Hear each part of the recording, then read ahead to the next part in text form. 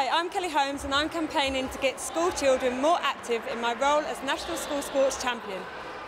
Adults other than teachers or AOTs can make a great contribution to providing children with more high quality PE and sport in schools. But whether it's a professional sports coach or an enthusiastic parent, it's important to be clear about how and when to use them. In this programme, two very different schools show the way.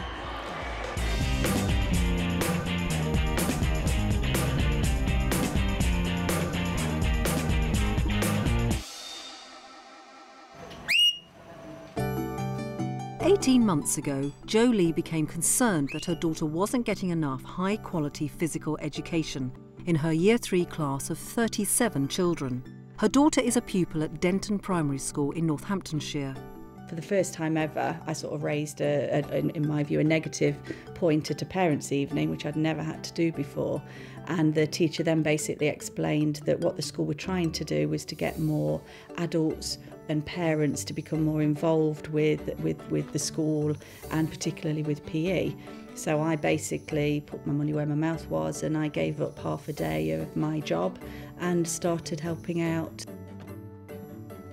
Jo had always enjoyed sport, but her background was in business, not teaching. The school and the school sport partnership prepared her for her role. I immediately went through all the sort of standard courses, which were, first of all, the CRB check. In Northampton, we have an AOTS course, which gives you an introduction to the PE curriculum, which was all fantastic. 'Cause I was used to business type training, so this was like really interesting. I went on a first aid for sport. I went on long-term athlete development, fundamentals of movement, inclusion, people with disabilities. So all of those that tend to be run, I think, through the Northamptonshire Schools Partnership. What do we have to do before we do any PE session? Oh, stretches. We have to do stretches. What else do we have to do? Initially, Jo always worked with a teacher present, but she enjoyed the work so much she went on to take coaching qualifications in several sports, such as netball. The training added a new dimension for Jo.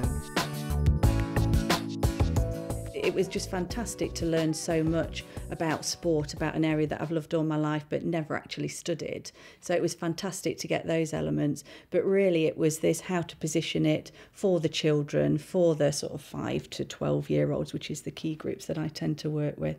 And that's definitely what I got most out of these courses. We got one, out there.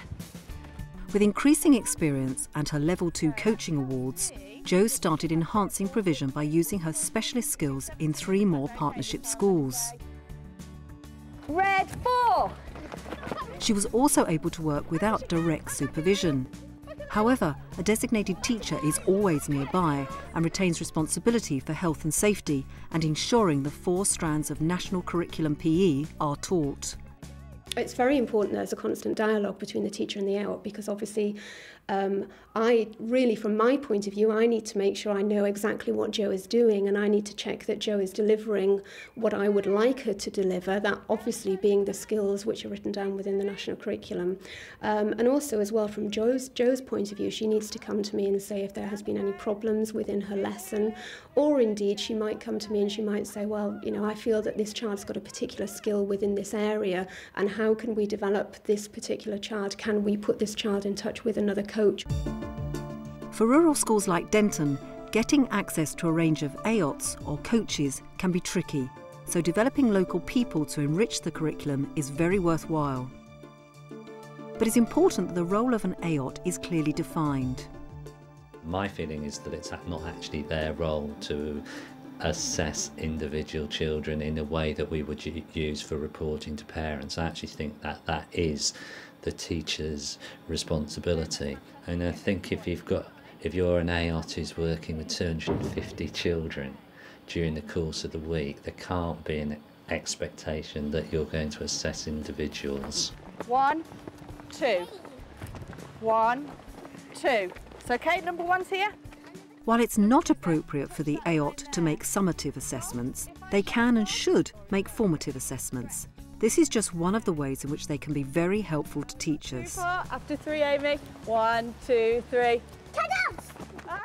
Having somebody like Jo means that predominantly for me, I can work with smaller groups of children. Sometimes as well, I obviously would maybe go in and do, say, an observation, so I can assess in quite good detail exactly what the children are doing and what sort of levels the children are at within the national curriculum. OK, off we go. Off you go.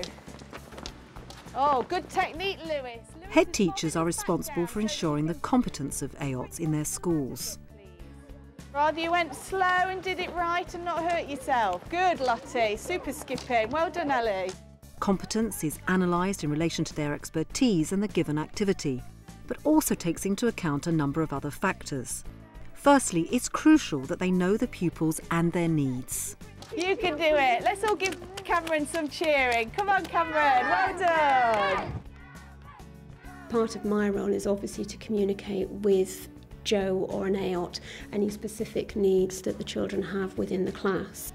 I would probably say to them, well, come along, maybe observe some lessons, come and work with the children alongside me first of all. I would do that first before really I gave them a group of children. I didn't see who came first, you were all so good. You were really good. The assessment of competence also needs to ensure the sports coach or AOT understands safe practice and the requirements of the national curriculum. He or she also needs the skills to manage the behaviour of a group of children. This is a field in which non-teachers often welcome support. I'm still looking for my development, to look for avenues to help develop me in dealing with the behavioural issues of only a very small percentage of the children. I'm fortunate because I've got an assistant or I've got the classroom teacher in most cases where there's some severe behavioural issues that will take control of that element. But I personally feel that I want to develop myself to be able to deal with those issues as well. Right at the beginning, Amy got a little bit upset. I saw. But you know, I was so pleased with how you dealt with that because I was... After the lesson, Jo and class teacher Suzanne discuss how it went. I think you dealt with that really well and how you involved her back in it as well. So I thought that was great, really, really good. So well done for that.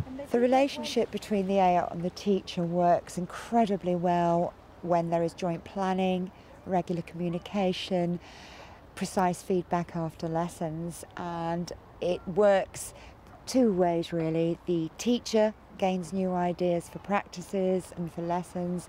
The AOT gains a greater teaching strategy awareness. On the outskirts of Bradford lies a very different school. Tong School is a large specialist sports college with a team of 6 AOTs, referred to as sports assistants. They work there full-time as associate staff. Ross Towler, one of the sports assistants, is supervising the pre-school activity club for girls. Well done. The presence of staff like Ross enables the school to offer its pupils an enhanced range of opportunities and sports-specific expertise. Good effort this morning, girls. There isn't time to change into PE kit, but the cricket does provide a structured activity and help raise girls' participation rates. It also gives them the opportunity to be coached by a former England under-19s and professional cricketer. Later, sports assistant Neil Holmes supervises a lunchtime tag rugby session. Since this programme was filmed, the school has decided it's best for pupils to remove their ties. Like Ross, Neil was involved in coaching and professional sport before coming to the school. But sporting expertise alone isn't enough to make a good AOT.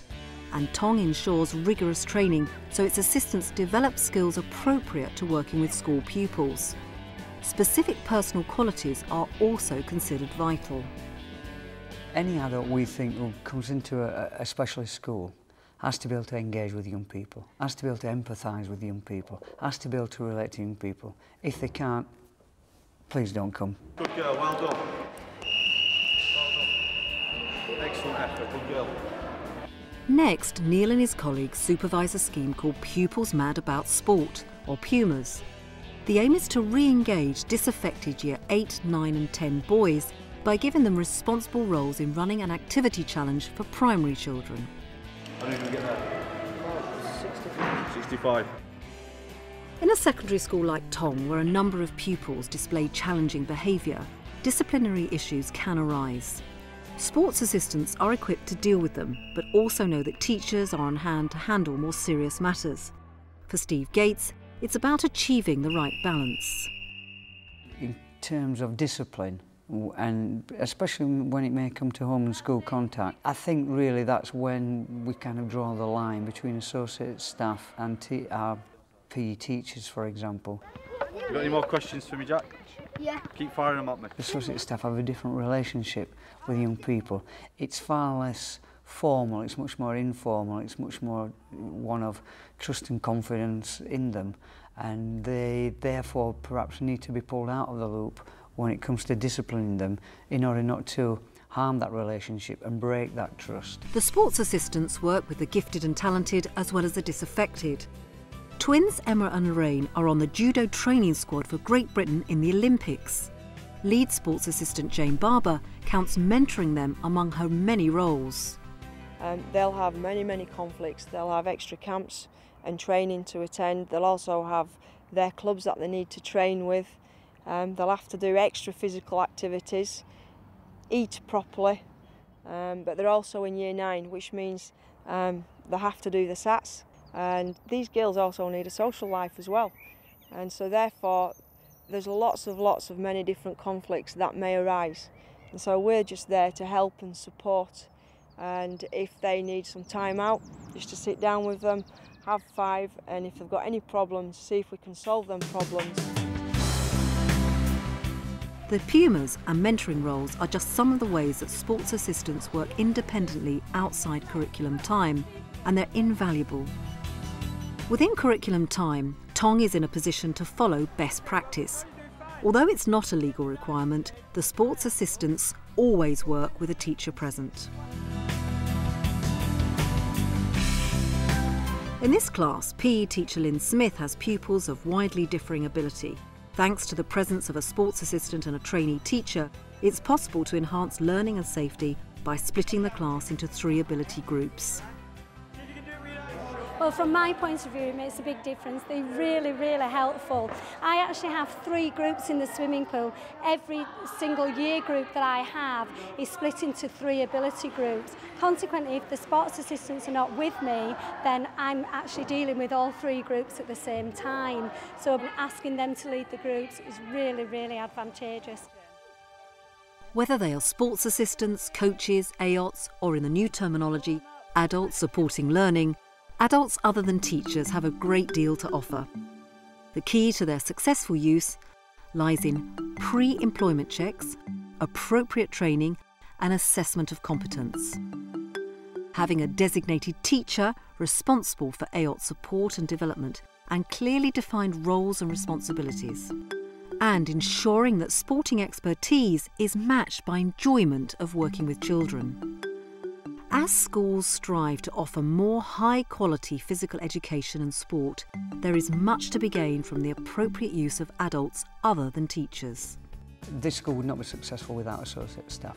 They are a fantastic group of committed people who share the ethos of this specialism, this school. We had half term not long since, and to be able to come into work that very first morning back and walk down the corridor at 7:15 on the morning and think, I'm so lucky to be able to come back to work after a holiday and think, oh, I love this, is special.